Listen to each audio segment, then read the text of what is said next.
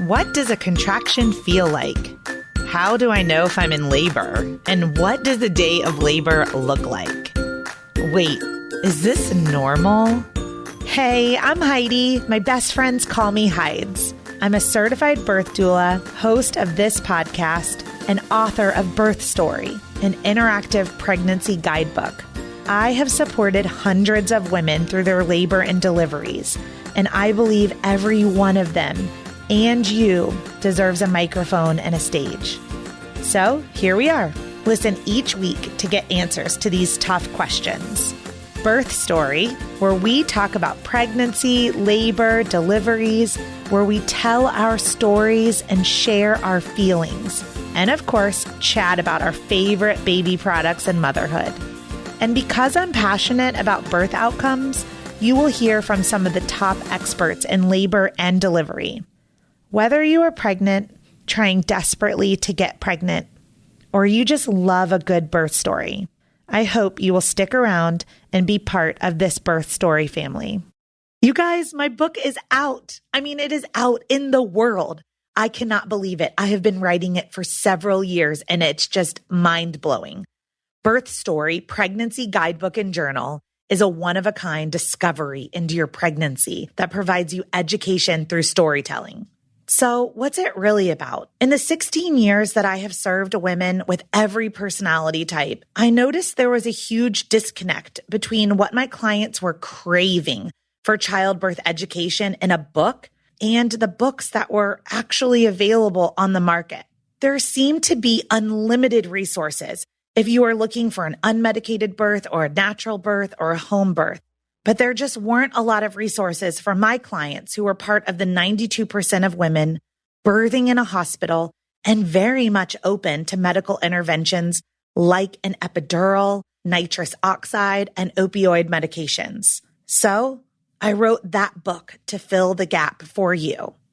Week by week throughout your pregnancy, you will engage with material meant to educate and empower you as you plan for your own birth story. Hospital, medicated, unmedicated, or something in between. You are welcomed each week with a postcard from the womb, which is an adorable note from your baby about their miraculous development, as well as the amazing changes occurring within you. Then you are invited to use an uplifting birth affirmation and to respond to an introspective journaling prompt to document your feelings, curiosities, and wonders every single week. With room to memorialize your own birth story, this book will become a memory keeper and a legacy gift for your baby. You are encouraged to read one of my favorite birth stories each week, filled with childbirth education, tidbits, and explanations of important medical terms and procedures. These are real-life accounts shared with permission from the births that I've attended during my career as a doula. And I gave you a great mix. In the 42-week guide to your pregnancy and 42 birth stories, 7 of them end in cesarean section. About half are unmedicated and the other half are medicated deliveries. This is a judgment-free book. So take what you need from each element and leave the rest. Okay, are you ready to buy? I would love for you to go to birthstory.com and buy it directly from me. But I totally get it if you're an Amazon girl. You can head to Amazon.com and just type in Birth Story Pregnancy, and the book should pop up. I'll deliver it straight to your doorstep.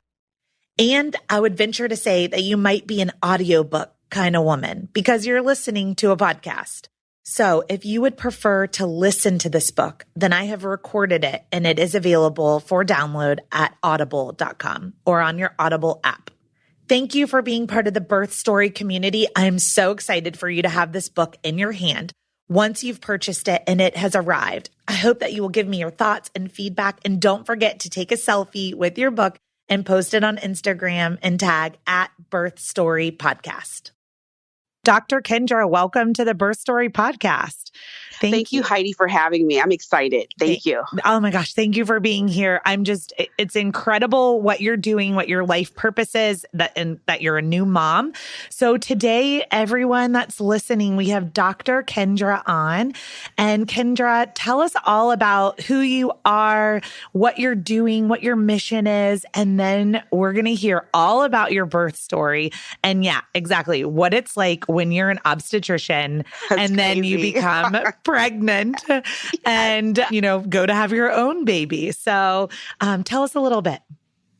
Yeah. Okay. So hi, everybody. My name is Dr. Kendra Segura, and I am a physician that basically had a career change later in life. So I was an older medical student, and I did my training in upstate New York, Rochester, New York. But before I got into medicine and before I became an obstetrician gynecologist, I was working in public health. I was an epidemiologist working for Los Angeles County. And so I've always had a passion for preventive care, preventive health. Due to personal reasons, I was diagnosed with endometriosis at age 19. And we had no idea what that word meant. The way I was raised, we didn't go to the gynecologist unless you were having sex. And I wasn't having sex. So there was no need to go to the gynecologist. In my family, we never spoke about periods. And my parents didn't know that, when a young woman starts her period, that's probably a good time to have an introduction to the OBGYN. So my passion comes from personal experiences with illness. And my spark for medicine came when I was working as an epidemiologist. And I realized that I love to work with patients and people. And so I did a crazy thing and I dared to change my career. And here I am, passionate about women's health. And I also have a fertility story because I was diagnosed with endometriosis. And just briefly, endometriosis, it's just when your period kind of retrogrades back into your system and you have endometrial tissue, which is the tissue that creates your period, and it causes pain. So a lot of women that with chronic pelvic pain, endometriosis is something that a healthcare provider would be thinking of. And no one really knows why a woman gets endometriosis. It's just a theory that we're thinking retrograde menstruation. But definitely, this kind of leads me to where I am today. And I went through IVF, 3 years of that with me and my husband. And I also had fibroids, later, being older. And a lot of women develop fibroids in your 30s. Again, no one knows why people get fibroids. And, just to, I like to always explain to people when I say these random words, because I don't like to take it for granted that just because we hear about fibroids that we know what they are. In simple terms, it's just fibroids are smooth muscle tumor. People hear tumor, oh my God, but it's benign. It's not cancerous. And nobody knows why women get it when they get older. So some people say it's diet, genetic. So much research into women's health needs to be done, more of it. And so definitely, Heidi, I'm glad that you have this platform. I'm excited to tell my story. And, being a patient, being on the other side of, the fertility journey, being on the other side of, having, depending on good doctors, depending on good OR staff, because I was a high-risk pregnancy. So I'm ready to get into it. Oh my goodness. Okay. I'm so thankful for you, but my mind is also like, I have 1,000 questions for you. And the first thing I want to say is thank you so much for stopping and taking the time to define things like endometriosis and fibroids. And I promise the audience, as we continue with these podcasts, we stop and pause and we define, because what I'm finding is that all of these young women, Dr. Kendra, the 12 and older are listening to podcasts. And I have 16, 17, and 18-year-olds who are emailing me every single day saying, wow, I don't have a baby yet. I'm not, there, but they're listening to this podcast for education because maybe they're like you and they're in a family where their parents aren't talking and they're seeking, oh, I'm really curious. Or maybe they have a friend who's pregnant. So anyway, so it's really important that we stop in some of these terms that we kind of typically gloss over, that we make sure that we're defining. Okay, so Let me start with, wait, so you're practicing and you just mentioned a little bit about this fertility journey, but like back me up. How old are you right now? Definitely. So I am 40 years old. You're 40. Okay. 40 years old. And so I got, and I think this is a very important to, touch upon, age and getting married, or even women who aren't married and you want to, go down the fertility road, because the trend in America, women that come to my office and they want to get pregnant, they're in their mid to late 30s. Women, we are going on to higher education. We are able to kind of weigh our options more. That pressure of, when my parents got married, my mom was probably 20 years old, I think. So times are changing, and, with the change and the trend of women coming in and they're getting, pregnant older. And also, we hear the term now, it's becoming popular, it's geriatric pregnancy. It sounds awful, but geriatric, meaning for OB purposes, is 35 years and older. So in my practice, I practice in Southern California, I'm seeing more women coming in for geriatric pregnancies, if you will. And I wish there was a better term for that, but it's simply, 35 is still young, still young to me. So young. So definitely that's the trend that's going on now. Yeah. So when you started thinking about, like you said, that you went to medical school later and, your career, it was a primary focus in your relationship. So when did you start thinking about, okay, I want to have a baby? A great question. I got married at age 33. And I got married to my husband, who's also a physician.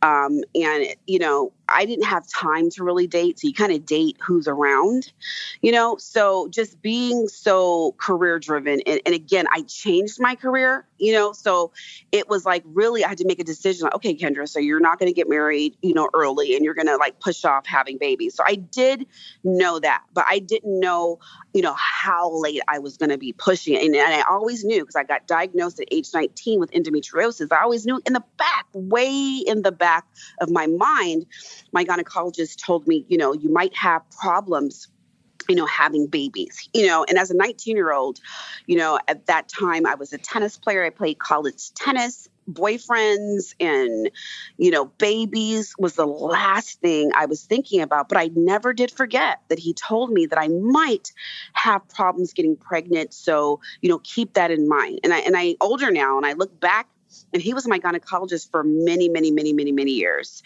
He just wanted me to kind of, have that in my mind, not to put me down, but just to prepare me. And I'm glad he did, because, as I went into medicine, I always, told a guy that, I have endometriosis. And so that might mean I might have trouble getting pregnant. And for me, me being in medical school, me, being, even in public health, I was always kind of, diligent and letting people know. And it's not something that everybody has to do. If you have endometriosis, oh my God, you meet a guy and hi, my name is Kendra, I have endometriosis. No, but just for me, any guy that I was serious with, I wanted him to kind of know that, hey, maybe we won't be having, maybe I can't be able to have children, or maybe I just might have one or two, but it was my personal decision.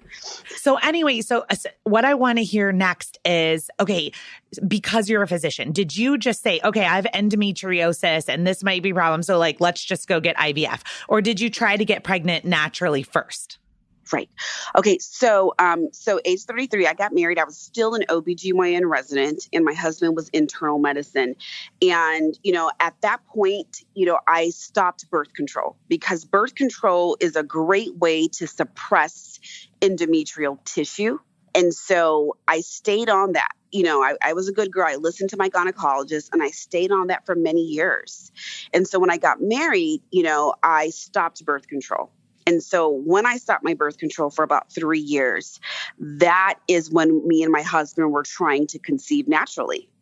And unfortunately, through that process, me being in my 30s, that's when I developed fibroids. And so do you see how for my fertility journey, it was starting to look bleak? Yeah. Myself with the diagnosis of endometriosis, I'm in my 30s. I was a stressed out resident because, unfortunately, stress does suppress ovulation. So I just have this scroll of, differentials here to say that, hey, Kendra, you might not be able to have children. So with endometriosis, fibroids, I was very busy. After 3 years, I decided that maybe I need to start looking into taking care of my fibroids, because at that point, I moved from the East Coast. I moved to California. This is where California is originally where I'm from. And I'm getting ready to start, my new dream job. And I basically had heavy bleeding, and I ignored it for another 2 years, allowing the fibroids to grow even more. So, not on birth control, trying to conceive, I understand denial. A lot of times people, would say, hey, how could a woman, let her fibroids grow to, a size of a melon, or, even watermelon size, and I know when we're talking about it, Heidi, it seems like common sense. Go to the doctor. You've been having this problem for how long? But denial, we can't underestimate the power of denial. It's very strong. And I have a strong denial, and I've seen it. And that's why I'm so big on coming on platforms like yours, Heidi, and big on, educating patients to take care of themselves, because I know I have to fight, practical things. Like, a lot of us can't miss work. There's a lot of pressure that women have, wearing multiple hats, being a lot of us are the only breadwinner in the home, and you can't take off, or insurance, or, just not wanting to face the journey of your fertility. And Heidi, I found that was my issue. I was the OBGYN that I gave diagnosis of infertility and subfertility, but I wasn't ready to face my own. And that was probably the reason why it took me quite a while to get help for my heavy bleeding, which later resulted in me having what they call a myomectomy, which is just removal of the fibroids. And so that was another ding against, this hope or dream of having a baby, carrying my own baby, because now my uterus was violated with surgical instruments and removal of fibroids and causing scar tissue. So as the years went on, things got stacked up against me. The odds were against me in having, carrying my child or having my own child, because now, how old am I then? I'm 36. Now we're 37. So I was at that point, my own doctor had to say, hey, Kendra, you and Hobart better wake up. You better face your fertility, and it's now or never. So that led to another decision I had to make. Was basically I had to stop working and start working part-time and really kind of make a decision and dedicate, hey, I'm going to dedicate this next year to my fertility. And that was not an easy decision. And a lot of women, unfortunately, don't have that choice. And so the last couple of years have been a whirlwind of huge decision making and hope. I see your next book being called Face Your Fertility, to tell the story. Absolutely. and to encourage women. And the reason I want to interject right here is because it is so important when I'm talking to my doula clients or my friends or on this platform or anything. In where I live in Charlotte, North Carolina, the obstetricians will tell you to try for a year and come see me if you're not pregnant in a year. And I am fighting very hard against that. I'm like, if you are not pregnant in 6 months, you need to face your fertility. You need to go back to the doctor. You need to start talking about, okay, what is your diet? What is your stress level? Let's get an ultrasound if you have insurance. Let's find out what's going on in the environment.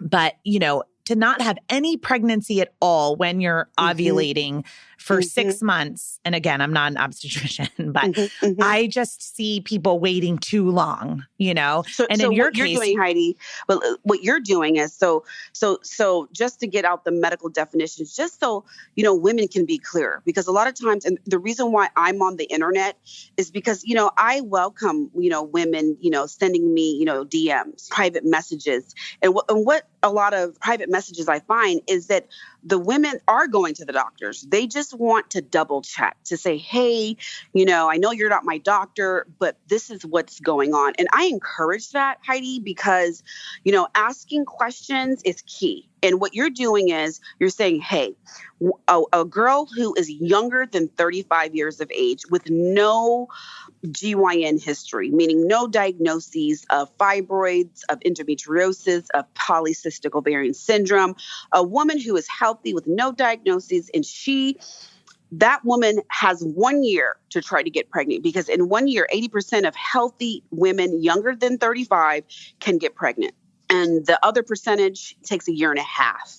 So if you're 35 and older, it's 6 months. But what you're saying, and I encourage Heidi, is that you're saying, hey, young woman, young healthy woman, younger than 35, if you're not pregnant in 6 months, go to the doctor, because this is where you can ask questions. This is where maybe you do have painful periods when we sit and take time and have a conversation.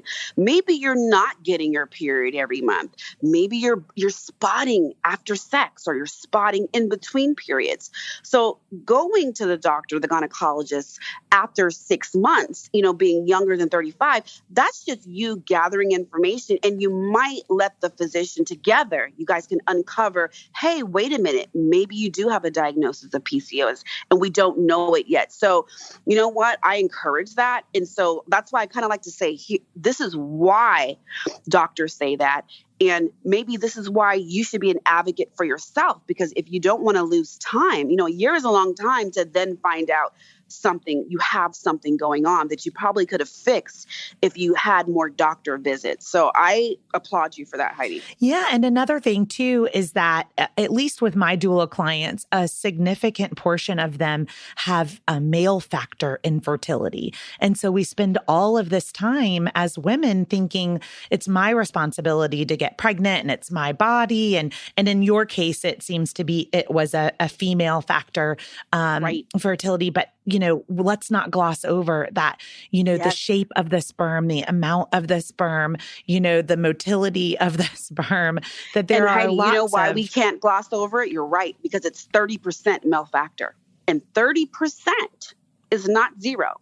Right. So that's why we can't gloss over it. And in addition, it is, things like maybe the male, maybe he has no sperm issues. But guess what, Heidi? If a man isn't with a good diet, if he's drinking a lot, now THC, marijuana is now legal. So, we're, being, working in the hospital, everybody seems like has a positive, drug test for THC. So a lot of young people don't even know, that, hey, if you're drinking a lot, if you're smoking weed or doing drugs, if you're not taking your vitamins, that maybe periodically your sperm count can be low, or the shape can be weird or different. So even though generally the male could be healthy, but if he's not living that lifestyle, his sperm, some men have dead sperm, because they drink so much. So a lot of these things people don't know. And so if you are a woman let's just not say infertile, most of us are subfertile, and your partner isn't living the healthiest lifestyle, it makes it all the harder.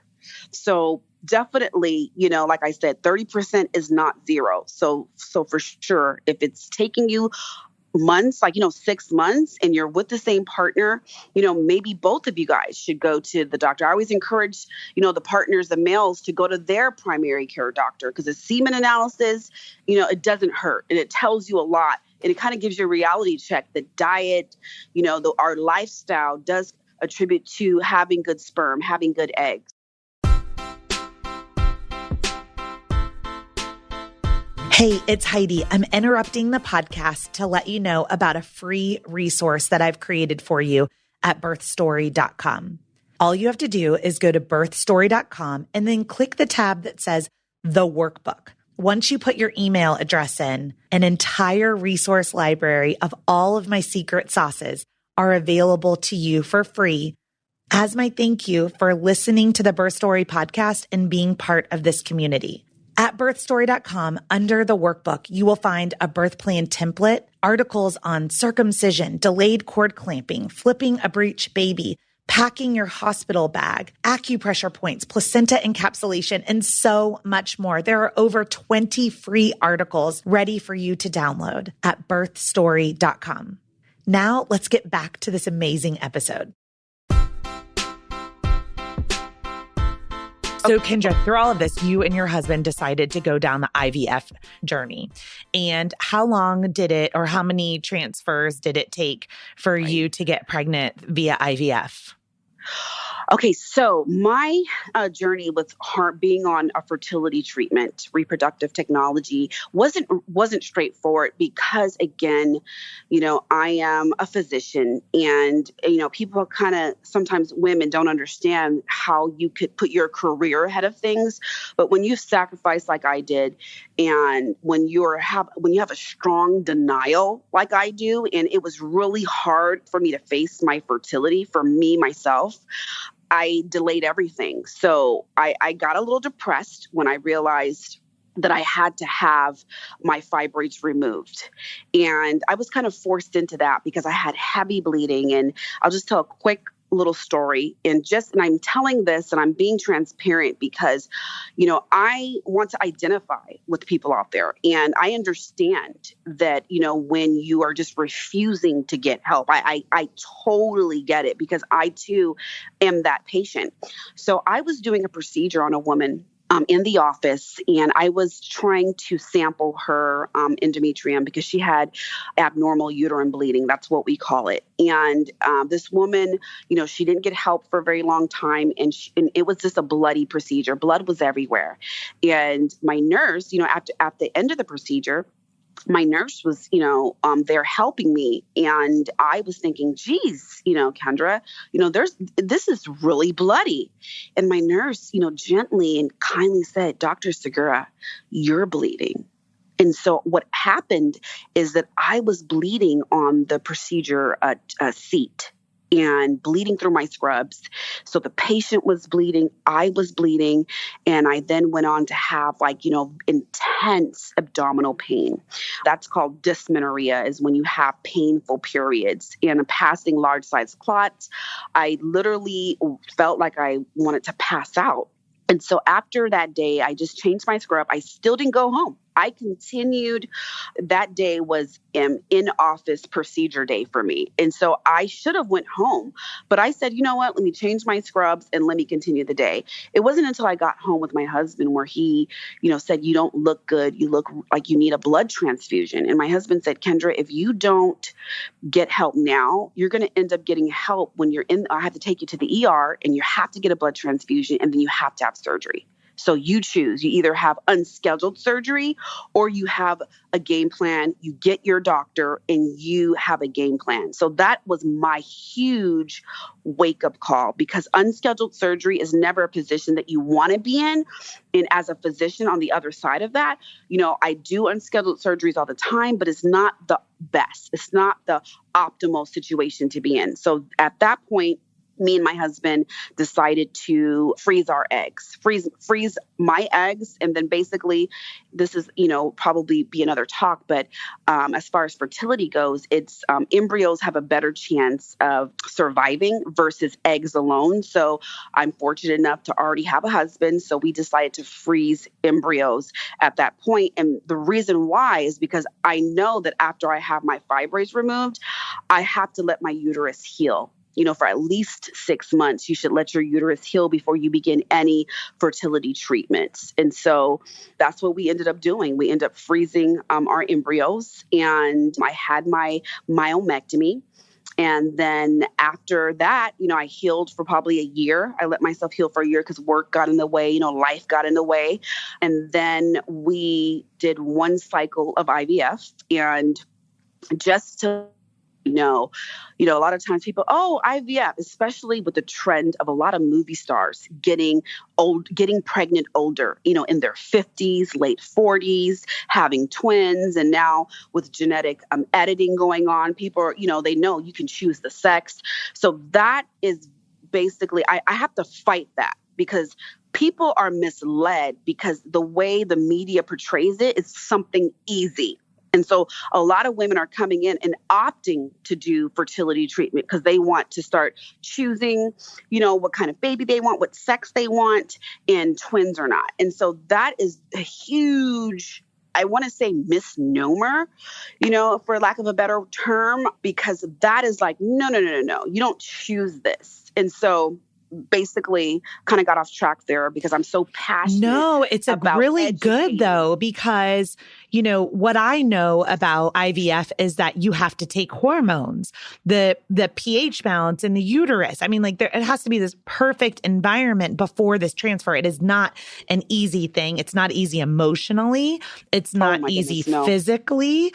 There's no guarantee that the transfer or transfers, if you transfer multiple embryos, will be successful. Exactly. And so as healthcare providers, we have to fight what's in pop culture, and so that's why I spend a little bit more time, because my passion is education.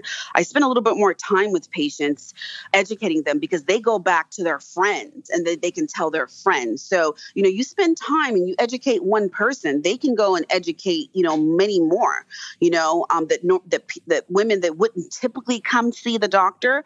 But just to let you know how, the ultimate physician is God, because the stats for me, so the statistic for a successful IVF outcome, live birth, is 33% in a woman and a man with no GYN history and being, younger than 35, the woman. So for me, let's review the odds that were stacked up against me. At the time, I was 39 years old. I have my diagnosis of endometriosis. I still have fibroids because, even though you have removal, there's still some the doctor can't get to. Fibroids, and I probably had some scarring due to the surgery. So with all that, it's a miracle. It's a miracle with prayer, that I could carry my baby, and of course that the transplant took, so that's why, I'm just so grateful, and I want to share my story. And the whole point is that I tried, and me as a physician, and me with my coworkers, I have a lot of OBGYN coworkers, we really thought, surrogacy at the best, because I had 16 fibroids removed from my uterus. So at that point, remember, it's hard to turn off my doctor hat. What uterus is left at that point, And so I just tried, and I'm glad that I kind of went through the steps. It took a lot of courage because, again, being who I am, it was just, I was scared to death to now face my own fertility journey. It was okay for me with my white coat telling other women, what to do. But when it came to me, I had a lot of fear, and my fear made me procrastinate and made me not think of it. And I kept busy, because I didn't want to face it, but I was made to face it. And it was a reality, a hard talk from my doctor, my fertility doctor, that woke me up. That told you that those odds were much lower than that 33% also. Let's explain one thing really quick to anybody who's listening, is that when you, what the implication of uterine scar tissue is. Because one of the things I think is a misconception when we talk about an IVF transfer is, could you just talk a little bit about the fact that it's a transfer and we're not picking the place that it implants? And, right. Absolutely. So share about that a little bit. Yes. So basically what happens, and reason why we say transplant or implant, these terms. So what it exactly is when you, for myself in my situation, so the doctor, the fertility specialist, they took the egg and the sperm and they made it embryo. And so that develops in a lab. And so I had a frozen transfer. So that means they froze the babies. And when I was ready, after I healed from my surgery, then you start hormones to plan for the transfer. And so basically, it's something that you do in the office. It's almost like the setup of a pap smear. Okay, so it's just, because people think it's some elaborate, display. No, it's very simple. It's just, you're in the stirrups and it's almost like a syringe, a turkey syringe that, Thanksgiving is around the corner. So that's on my mind. But it's similar to having a syringe, and the doctor will then go and try to, put the embryo as far into what we're thinking, through the cervix into the uterus. And the hope is that the embryo will implant in a good place meaning away from the cervix. And so a lot of times, so for me, if you're healthy, young, no issues, the first IVF transfer, that should be a 33% success rate of a live birth. So again, with all my issues, you just keep knocking that down, and it's, less than 10%, to say the least. So again, you're hoping that the embryo would be healthy enough to implant in the uterus versus just kind of just escape, because our uterus contracts after that and kind of gets rid of any bacteria. And you just pray to God that the embryo isn't in that bacteria that the uterus is getting rid of. So interesting. So how many embryos did you implant? 2. Okay. We did 2. So 1 didn't take. And my Heart is my son's name. He's 4 months. And he took. He's a tough guy. He's a tough little dude. I love it. Well, I want to hear all about Heart's birth story. So why don't you, let's jump ahead a little bit, because we got a couple minutes. Yeah, you find out that you're pregnant. And then I want to know, how did you know you were in labor as an OBGYN? How did you know? It's different when you're talking to your patients, but how did you know you were in labor? Did you get induced? Did you go naturally? Did you schedule your C-section? I have no idea how this is about to end. Yes. So yes. Okay. So jumping ahead. So I had a scheduled C-section. Okay. Because I had my fibroid surgery. So I had my C-section pretty late, 38 weeks and 5 days. So you can go from anywhere, depending on the extent of the surgery, from 36 weeks to 38 weeks. So I went to 38 and 5 due to work scheduling. Again, I'm always pushing the limit. God bless my OBGYN, because I was not the easiest patient. So since I had my C-section scheduled pretty late, and I was working after I got out of the danger zone, because I did have some vaginal bleeding early on in the pregnancy. I had a healthy pregnancy all the way up until I delivered. So I was working. So I started working again. So I was actually in what we call latent labor, which is early labor, for 4 days before I actually went in for my C-section. And me having that strong denial factor, I didn't go to the hospital. I should have went to the hospital. So if everyone listening, don't do what Dr. Segura did. Go to the hospital. So I was contracting, and I was having what they call back labor. So I had painful lower back pain, and I had strong rectal pain. So those were contractions, and I have such a high pain tolerance. I was still nesting. I was running errands with my husband, but I was in a foul mood. I was in a bad mood for 4 days. And so people would ask me, are you happy that you're having a baby? And I was like, I don't know. I didn't realize that I was having these contractions, but I was feeling the rectal pressure probably every 4 minutes at its worst. But it didn't click that, Kendra, these are contractions. Or maybe I'm smarter than I think. Maybe I knew, but I just didn't want to go unscheduled. I think subconsciously, I didn't want another physician doing my C-section. So if my water didn't break, I was just going to ride it out. And it was painful. And when I got to the hospital, they put me on the monitor. I was contracting every 3 minutes. Did they check your cervix? No, I didn't dare have them check. I just said, hey, let's just go in. I bet you were at least 4 centimeters. Oh my God. I was for 4 days. And now looking back, it was painful. Heidi, that was painful. So that's why I say I don't recommend any woman doing that, especially when you had prior surgery on the uterus. Go to the hospital. So my baby, he was a big boy. He was 8 pounds, 5 ounces. Oh my goodness, at 38, 5. And 5. Wow. Yeah, he was a big boy. And so he was naughty. He was transverse presentation. Oh, so I figured when you said back labor, I was like, that is not good. Yeah. So he was transverse and he was back down. So that's the hardest presentation for an OBGYN to deliver the baby, because you don't really have anything to grab. And so me and my doctor, we knew the presentation beforehand. And again, so here I go, I'm in the operating room, and I realize that I'm really depending on the OR staff. And I'm the OBGYN that I always go, and I hold my patient's hand when they're getting their spinal. I'm with them because you want a familiar face. In the OR, it's a whole bunch of people. No one, the patient doesn't know anybody, but your doctor. So I tend to like to hold their hand, look at me, and kind of talk to them because it gets overwhelming. And so for me being a patient, my doctor, he did come there. We were together and, the OR staff was very kind. And guess what, Heidi? I got my spinal and literally I wanted to just have a panic attack. And this has happened to me. I have had patients touch, the blue sheet, which is, the sterile sheets that we have in the OR. I've had patients, have a panic attack. And here I go. In my mind, I literally, wanted to lose it because I didn't like not feeling my legs. And I hear this all the time. So I just felt like everything that I've heard as an OBGYN, I was feeling all of it.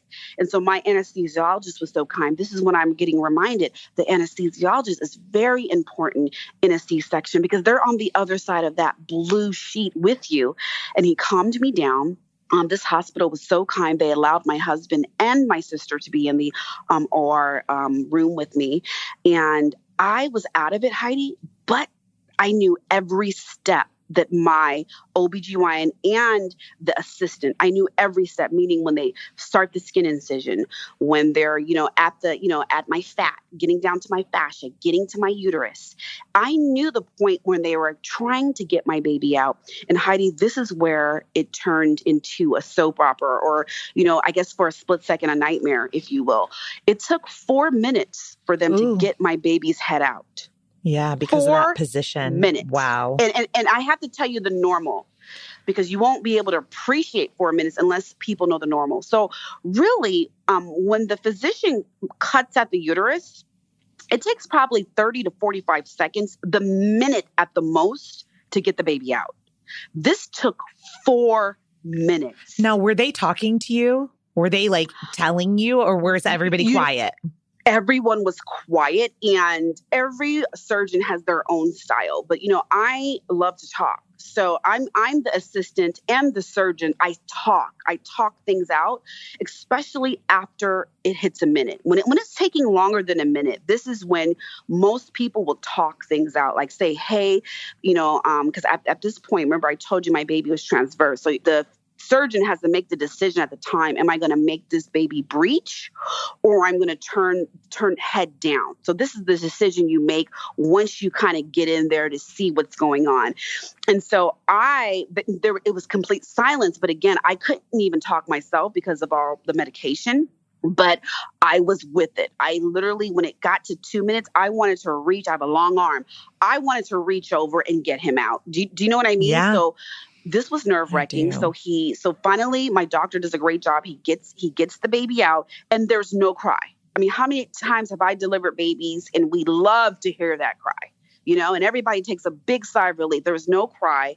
My baby ended up having to get intubated. They called code white, which is for the pediatric team to come on in to resuscitate. Oh, Kendra. Yeah. So this was something. And I was extremely calm. And I said one prayer. I said, God, I know you didn't bring me this far for my baby to get cerebral palsy if he lives. Do you know what I mean? Like in my mind, because I was very calm and the OR staff, the nurses were so good at updating me. And lo and behold, at 8 minutes, my baby took his first huge breath. Was he still attached to the placenta? No, this is immediately you're rushed over. And immediately. Okay. The pediatrician. That's a long time. Yeah. It comes and starts taking over. And, miraculously, he didn't have to go to the neonatal ICU. He stayed with me. And I've never in my clinical practice have seen that. So, I really believe this baby is heaven sent. And I thank the OR staff. I thank my doctors. I was heavily dependent and reliant on them. I couldn't do a thing. Okay, I have a question for you, though. Yep. Something that I don't understand that people listening might also not understand. Why, when you have a cesarean section like that, why can you not wait to cut the cord until after the placenta is delivered also so that the baby's still getting oxygen from the placenta? Does that make sense? Medically, yes. Why do we have to disconnect yes, right away? That's what I want to know. Because when the baby, at that point, when you cut into the uterus, the oxygen saturation status is already being compromised to the baby. Does that make sense? Yeah. Okay. Because you're already interrupting it. So if everything is healthy, what we've, it's continuing to change as far as when you cut the cord. So some people in some facilities will say 1 minute if everything's all good. Okay. It's changed so much within the last 3 years as far as full-term babies getting the extra oxygen, the red blood cells. When they say, hey, Dr. Segura, you can't cut the cord until it's 60 seconds or 30 seconds. So that just changed to, preterm. You know what I mean? So they keep changing it. So I don't want to speak on that because the minute I do, they're going to change the rule again. But when you're having issues, there's no time to make sure the baby gets more red blood cells. You have to bring the baby directly to the pediatrician when it's a high risk, when there's something going on with the baby. Okay, that makes sense then. I was just curious, if that if it would have helped or not helped. So, Dr. Kendra, I am so happy for you that your sweet little heart came out perfect. And even after that kind of scary moment for you, that you have a thriving baby and God did bring you so far and God did give you this gift and you took a less than 10% and you bet on yourself. And I'm so proud of you. Thank you for sharing your beautiful story today with us. And will you please come back on the podcast and we'll do an expert talk with Dr. Kendra and we'll for sure. Yeah. Let's pull our audiences and see what people want to talk about. But I loved hearing your story. Thank you for sharing what it's like to go through a fertility, a planned cesarean, what it's like to be an OBGYN in an operating room as a patient. I've learned so much and I appreciate all that you are. Thank you, Dr. Kendra. And Heidi, I do just want to say in a nutshell, my learning point as a patient and a physician. My learning point is that God is the ultimate physician. And as a patient, you pray for competent, expert people around you, but also you pray for, whatever you believe in, you pray for that. If it's, whatever your belief is, you pray for the people that are helping you, you pray for them too. And as a doctor, I realized that, I can only do so much. I can only, I don't have the power to, to prevent bad outcomes. But what I can do is do my best to be prepared for them. And so this whole birthing experience me as a patient, it's kind of like really consolidating, for me, what I'm here for. I'm here to help people and usher them to good health, with making informed, educated decisions. And as a patient, I learned to pray for my staff, pray for the people that is helping me and my son. So thank you for having me, Heidi, and I will be happy to come back. Excellent. Now, where do we find you on Instagram and on Facebook? So Instagram and Instagram is my most active form because I take about 3 days at most to answer questions. So Instagram handle is at Dr. Kendra MD.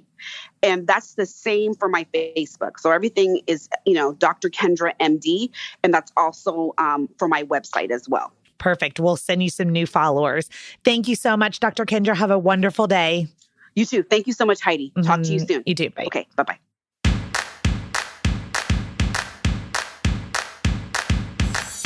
Thank you for listening to Birth Story. My goal is you will walk away from each episode with a clear picture of how labor and delivery might go, and that you will feel empowered by the end of your pregnancy to speak up, plan, and prepare for the birth